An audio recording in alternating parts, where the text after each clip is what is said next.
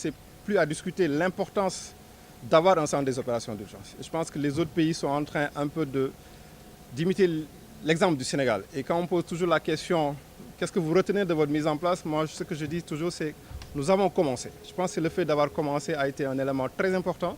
On peut toujours réfléchir sur des modèles, sur des formules, mais il faut commencer. Et en commençant, nous avons appris, c'est du learning by doing. Et aujourd'hui, je pense que nous avons atteint beaucoup d'étapes. Et aussi se féliciter de toutes ces initiatives au niveau sous-régional avec la CEDEAO. Il y a le CDC sous-régional qui est à Abuja et le CDC africain. Et le CES est le représentant du Sénégal, du ministère de la Santé dans ces deux institutions. En effet, en novembre 2014, les États-Unis et le Sénégal ont renforcé leur collaboration autour de la détection, de la prévention et de la réponse aux urgences de santé publique. Des représentants du ministre de la Santé et de l'Action sociale ont travaillé avec des collègues des centres pour le contrôle et la prévention des maladies afin de définir les rôles et les responsabilités de ce centre. Ainsi, nous fêtons aujourd'hui une nouvelle étape marquante, à savoir la finalisation de la conception et le démarrage de la construction de ce centre d'opération d'urgence sanitaire. Le gouvernement du Sénégal a été extrêmement dynamique et s'est impliqué avec détermination pour guider nos efforts conjoints et renforcer notre partenariat en matière de santé. Une fois achevé, ce centre sera un exemple concret de la solidarité de nos liens bilatéraux et servira de rempart contre d'autres épidémies qui pourraient éventuellement survenir. Nous espérons que ce centre servira également à stimuler encore davantage la coopération entre les ministères sénégalais, car il offrira un espace de choix pour le personnel essentiel et permettra d'amener sur place d'autres ministères en réponse aux urgences de santé publique. Le partenariat entre le ministre de la Santé et de l'Action sociale du Sénégal et le programme de coopération pour l'engagement biologique des États-Unis ne va pas se terminer avec la construction de ce centre. En effet, le programme de coopération pour l'engagement biologique et le Centre pour le contrôle et la prévention des maladies organiseront des formations, des entraînements avec simulation et les ateliers pour préparer le personnel du Centre des opérations d'urgence sanitaire à répondre aux urgences dans le domaine de la santé. Nous sommes fiers de nos efforts conjoints et de notre partenariat avec le Sénégal. Et nous sommes convaincus que notre partenariat contribuera à rendre le monde plus sûr. Merci à tous. Jerejef. Et au début, nous avions la fondation Bill et Melinda Gates. Je pense que c'est quelque chose à relever. Cette fondation a été vraiment le partenaire stratégique au départ qui a aidé à l'installation et au fonctionnement du centre des opérations d'urgence. Et il y avait tous les partenaires américains, le CDC, qui étaient avec nous depuis le départ. Et aujourd'hui, nous avons un bureau CDC à Dakar. Et je voudrais, Excellence, Monsieur l'ambassadeur, saluer l'équipe du CDC à Dakar avec Michael Kinzer, Jim, Walla, Jerly, qui font un travail extraordinaire avec nous. Et ça, c'est quelque chose qu'il faut remarquer. Et nous espérons les garder encore très longtemps dans le pays pour vraiment relever tous les défis. L'OMS, qui nous a accompagnés également, qui est un partenaire de tous les jours, l'UNICEF qui a participé à l'installation, à l'équipement de notre siège temporaire. L'USAID, bien sûr, qui jusqu'à aujourd'hui continue à payer le loyer de notre site temporaire. Donc tous les partenaires, si je cite peut-être je vais en oublier, mais vraiment tous étaient là et il y avait même des personnes individuelles qui étaient là aussi, qui nous accompagnaient et c'est quelque chose d'extrêmement important. Et je voudrais également citer une personne, c'est le docteur Maniaïloum qui n'est pas là, qui n'est plus là, qui est l'ancien conseiller technique et qui était à la base de cette réflexion. Et je dois dire aujourd'hui, si on a le S dans COUS, c'est grâce à lui, parce qu'on avait préparé l'arrêté en appelant le centre des opérations d'urgence. Et c'est lui-même, je me rappelais, qui était rentré dans mon bureau en me disant Boy, il faut ajouter le S, il faut mettre le sanitaire, parce que ça permettra de cadrer le sujet et de ne pas amener de confusion. Et je pense qu'aujourd'hui, il a parfaitement raison et vraiment, nous prions pour le repos de son âme. Et je voudrais également citer une personne, je pense qu'il est absent, c'est le doyen de la faculté de médecine de Dakar, le professeur Amadou Diouf, qui est le directeur du centre antipoison, qui, je peux dire aussi, si on est là, c'est grâce à lui. Parce qu'au moment d'installer le centre, nous étions en train de visiter de locaux pour arbitrer la structure. Et on m'avait soufflé qu'il y avait de l'espace dans son centre. Donc j'étais venu le visiter avec lui. Et on avait vu qu'effectivement, par rapport à notre demande, on ne pouvait pas être hébergé dans sa structure. Et c'est en sortant qu'il m'a dit, mais écoute, pourquoi je ne construis pas? Moi, j'ai mis en place le centre. Regarde cet espace. J'ai dit, mais ça appartient à qui? Il dit, mais pour le moment, ça appartient à personne, c'est l'hôpital. Essaie de voir si on peut construire. Et c'est de là où l'idée est venue. Et je suis allé retourner vers les partenaires américains. Et ils ont accepté de construire. Chers partenaires de la première heure, Monsieur le Président de la Croix-Rouge,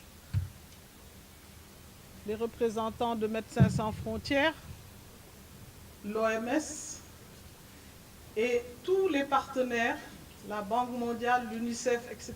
Nous avons vraiment toutes les personnes qui nous ont accompagnés depuis que nous nous sommes intéressés à la création d'un centre d'opération d'urgence sanitaire. Je voudrais vous dire que nous sommes en train de traverser une nouvelle étape. Une nouvelle étape, mais une étape cruciale, parce que tout ce que nous avons fait jusqu'à présent, nous l'avons fait avec souvent des petits moyens. Nous avons essayé de parer à ce qu'il y avait de plus urgent, mais nous avions besoin d'une structure qui nous permette vraiment d'accueillir toutes les données sanitaires qui nous permettent de réagir et de préparer et de se préparer et de préparer et les populations et le personnel de santé à d'éventuels risques sanitaires, mais également d'être prêts à répondre au cas où il y aurait une riposte à apporter. Je ne reviendrai pas sur l'histoire, mais sachez que nous avons pensé à ce centre des opérations d'urgence sanitaire après avoir fait le bilan de la crise à virus Ebola. Et nous avions à l'époque, je crois que toutes les personnes qui sont là, peut-être beaucoup d'entre vous, vous avez contribué à cela, et je voudrais rendre hommage aussi au ministère de l'Intérieur, la protection civile, mais également aux autres ministères qui nous ont accompagnés. Mais nous nous sommes rendus compte que nous étions tous impliqués, 24 heures sur 24, pour pouvoir gérer l'épidémie à virus Ebola. Nous avions à préparer, à former le personnel, puisque c'était une nouveauté. Nous avions également à traiter, là aussi je voudrais rendre hommage au docteur Seydi et à toute son équipe, mais également aux médecins de district qui se sont occupés à l'époque de ce malade, et même personnel infirmier des postes de santé. Rendre hommage aussi à tous ceux qui étaient aux frontières et qui se sont impliqués. Mais il y avait vraiment un travail qui faisait que les personnes du ministère, presque tout le staff du ministère, étaient impliqués 24 heures sur 24. Mais nous nous sommes dit, Ebola, c'est vrai, c'est un vrai danger. Mais tout le reste était là. La mortalité maternelle, la mortalité infantile, les maladies comme le paludisme, le sida, les urgences autres. Il fallait qu'on crée quelque chose qui soit à part, mais qui soit dédié aux urgences sanitaires. Et c'est là que l'idée du centre est née. Et nous avions pensé qu'il fallait des personnes qui, elles, par contre, ne feraient que ça. Mais que le reste du ministère, la couverture maladie, tout le monde, que les gens continuent à travailler. Parce que sinon, ça allait être un ministère des crises seulement. Donc voilà pourquoi cela a été créé. Effectivement, c'était une nouveauté effectivement, il y a eu beaucoup d'incompréhension parfois, parce que c'était, qu'est-ce que ça veut dire cette nouvelle structure? Qu'est-ce qu'elle fait là? Pourquoi? Etc. Et il a fallu vraiment beaucoup de discussions et de réflexions en interne pour pouvoir nous rendre compte que c'était ça la solution. Et voilà, aujourd'hui, cette petite équipe qui fait beaucoup de choses est une équipe jeune. Mais je crois que c'est une équipe qui a déjà eu à affronter, bien sûr, Ebola, mais aussi à affronter d'autres maladies comme chikungunya, la fièvre de la vallée du Rift, mais également à travailler aujourd'hui sur la maladie Zika, parce qu'il faut que nous soyons prêts. Et ça existe dans la sous-région, au niveau du Cap-Vert, on a parlé même de quelques cas au niveau de la Guinée-Bissau. Donc il faut que nous soyons prêts. Mais nous savons aussi que dans le travail qui se fera, tout le monde doit être impliqué. Et c'est pour cela, par exemple, que pour le Zika, nous avons surtout interpellé les personnes qui s'occupent de la santé de la reproduction, les sages-femmes, les médecins, les gynécologues, pour voir s'ils ne se rendaient pas compte de l'apparition, par exemple, de microcéphalie, etc. Donc, le centre est là pour coordonner, pour préparer. Et il le fait bien. Et je voudrais féliciter vraiment toute l'équipe du docteur Bousso pour cette abnégation, pour ce travail parfois invisible. Parce que quand vous préparez, c'est ce que je disais à certaines personnes, quand il n'y a rien, les gens pensent que bon, peut-être rien n'est fait. Au contraire, c'est parce qu'il n'y a rien qu'il y avait en amont beaucoup de choses qui ont été faites. Et voilà vraiment ce qui nous amène aujourd'hui à remercier vraiment les États-Unis d'Amérique. Parce que tous les partenaires qui nous ont aidés sont là. Mais aujourd'hui, je crois que c'est une mention particulière aux États-Unis d'Amérique parce que vous avez été là pour cet élément crucial qui est la construction de ce centre d'urgence. Aujourd'hui, l'équipe est dans des locaux qui sont très bien aussi, mais qui sont en location. Et donc, il nous faut nos propres locaux, parce qu'il y a des choses à faire, mais qui ne peuvent se faire que quand les gens sont dans de bonnes conditions. Je voudrais féliciter aussi l'architecte, parce qu'il a pensé non seulement aux structures techniques, mais il a pensé aussi au stockage. Je sais que bien sûr, c'est l'équipe qui lui en a parlé, mais il y a des choses qui sont importantes, qui existeront, parce qu'il faut à tout moment que les gens soient prêts à aller sur le terrain. Et on ne sera pas là à appeler d'autres. Il faut que les choses soient sur place. Mais il y a également, au-dessus, la possibilité d'avoir des chambres pour que les gens se reposent. Je disais bien que c'est 7 jours sur 7, 24 heures sur 24. Donc, il y a des moments où les gens dormiront sur place, où les gens auront à manger sur place, les gens devront être là. Et c'est ça, le centre d'urgence.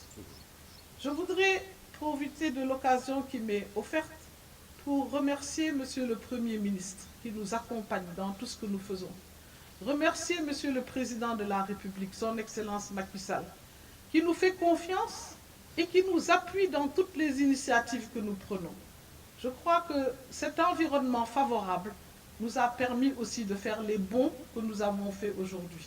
En tout cas, je peux vous dire qu'eux nous soutiennent et que donc c'est important dans un pays d'avoir le soutien au plus haut niveau pour pouvoir vraiment réaliser les objectifs que nous nous sommes assignés.